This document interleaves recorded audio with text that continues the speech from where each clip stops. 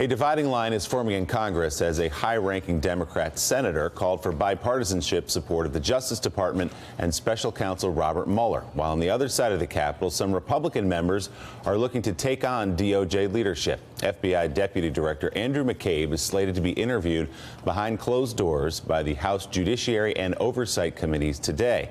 This after his 8 hours of testimony at the House Intel Committee lasted until 10 p.m. Tuesday night. Politico reports on secret meetings by a group of House Republicans focused on corruption and bias in the upper ranks of the Justice Department and FBI. Led by Chairman Devin Nunes of California. Wait, hold on a second. Wait. This clown is questioning, show his picture. Because he just made a total absolute fool of himself this year. This clown is the one that is going to be questioning the integrity of the FBI. This guy that allowed himself to play the dupe for the White House and go back and forth and hold press conferences without getting information first and then running into the White House and then being pulled around like a little puppet. This is the clown that is questioning the integrity of the men and women of the Federal Bureau of Investigation that put their lives on the line every day for us? Oh, my God. Unbelievable, Willie. All right. They want to put out a report early next year that talks about a conspiracy at the upper reaches of DOJ and the FBI. It's reportedly an effort to build the case that senior leaders improperly and perhaps criminally mishandled the contents of a dossier on alleged ties between President Trump and Russia, according to 4 people familiar with the group's plans. They say the group is relying on the same documents and testimony provided by top Obama administration officials who were grilled as part of the Intel Committee's Russia probe. Republicans in the group suspect the FBI and DOJ have worked either to hurt Trump or to aid his former campaign rival Hillary Clinton.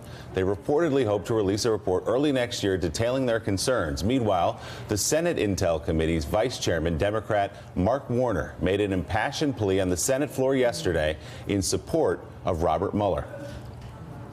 In recent days, the president said he is not considering removing Special Counsel Mueller. But the president's track record on this front is a source of concern. I'm certain that most of my colleagues believed that he wouldn't fire Jim Comey either. Congress must make clear to the president that firing the special counsel or interfering with his investigation by issuing pardons of essential witnesses is unacceptable and would have immediate and significant consequences.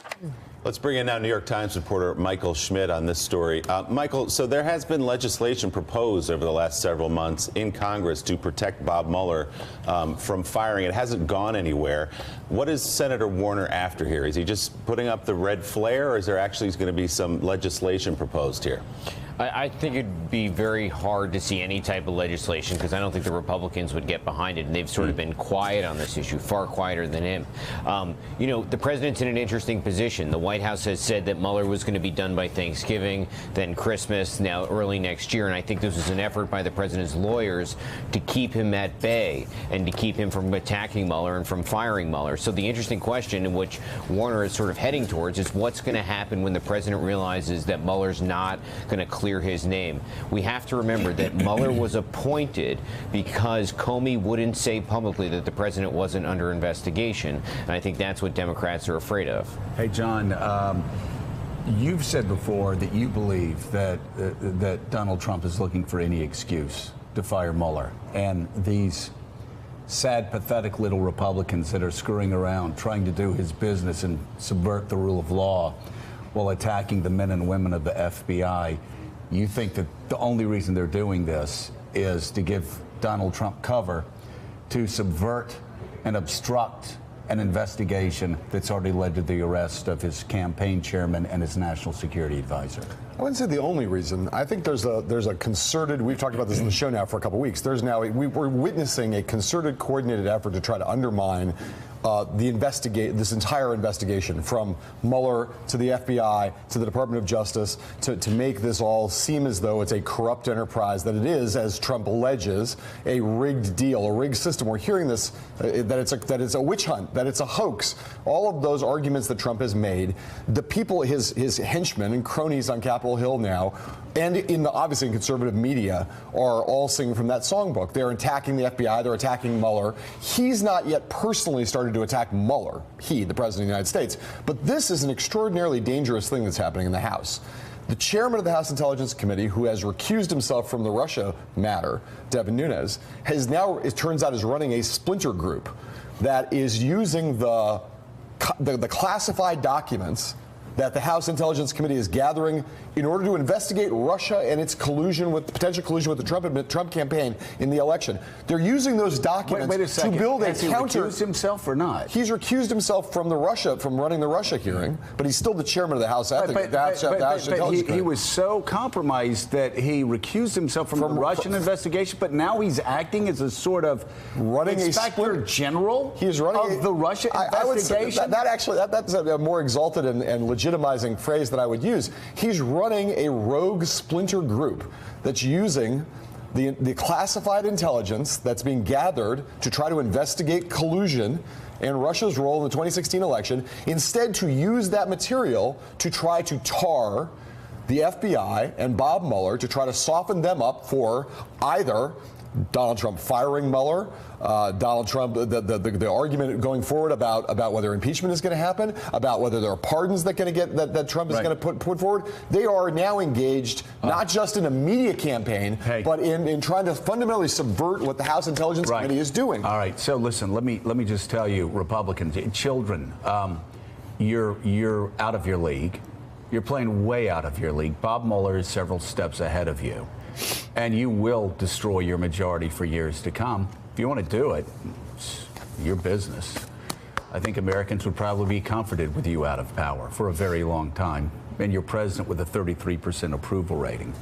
But Michael Schmidt, I'm a little confused. I'm just a dumb country lawyer, but I thought this FBI was the same FBI we heard last week had warned Donald Trump during the campaign about the Russians trying to interfere with his campaign.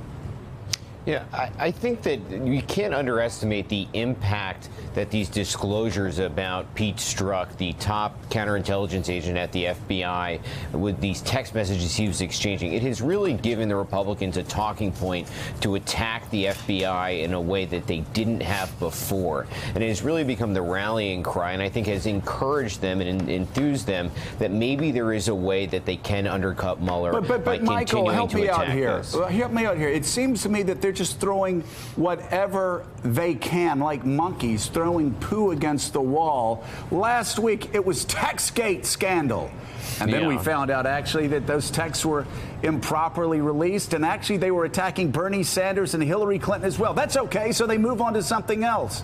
Like, what exactly is the scandal? They're just making things up every week. Well, they're trying to find anything they can to raise questions about the FBI's credibility in this entire thing, which is sometimes funny considering how much the Democrats raise questions about the FBI's treatment of Hillary Clinton.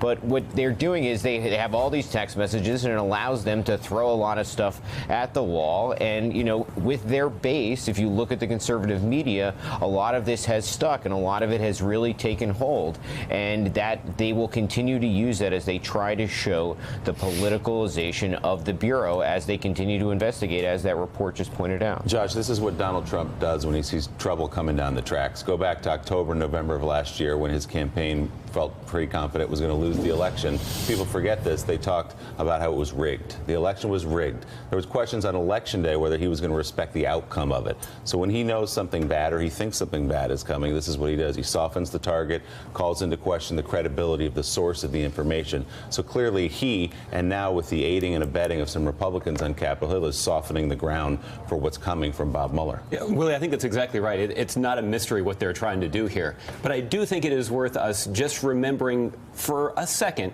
as painful as it is for Democrats, what happened in 2016. What happened in 2016, and I know, speaking from my personal experience of standing at that White House podium, repeatedly being asked about news reports sourced to anonymous officials at the Department of Justice and the FBI about the latest on the Hillary Clinton investigation. And oh, by the way, those news stories were never good for Hillary Clinton. So it's very hard to suggest that there is some sort of internal conspiracy to tear down Donald Trump when all the leaks during the election were about Hillary Clinton, when the questions about the way Jim Comey handled the investigation were not about how he handled the Trump investigation, but about how he handled the Clinton investigation. And let's remember, we only learned after the election that Trump himself was actually under investigation. And the dossier that Republicans like to talk about a lot, that also came out after the election. So it's really hard. A dossier first generated by right-wing money and by supporters, I believe, I may have this wrong, but I think it was supporters of Marco Rubio. I could be wrong. But the dossier was started from the right. Another thing, too, Comey, if Comey had not released the letter 10 days before the election, right, any neutral observer will tell you, and I'll say this just so Democrats have a reason to be angry with me, Vladimir Putin didn't impact this election. Nobody was stealing enough votes in Wisconsin to steal this election.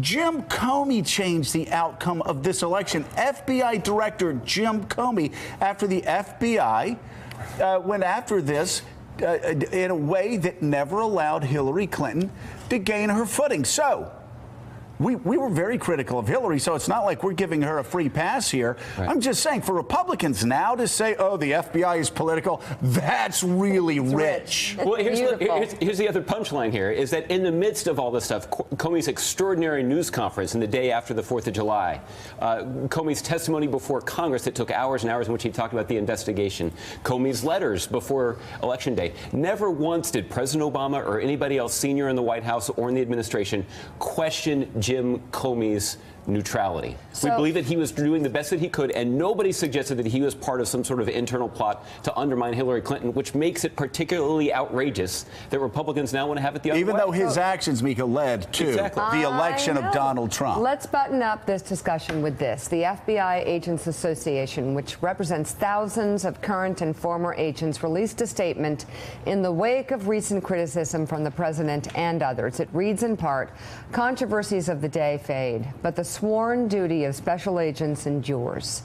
Special agents are focused on the Constitution and protecting the public.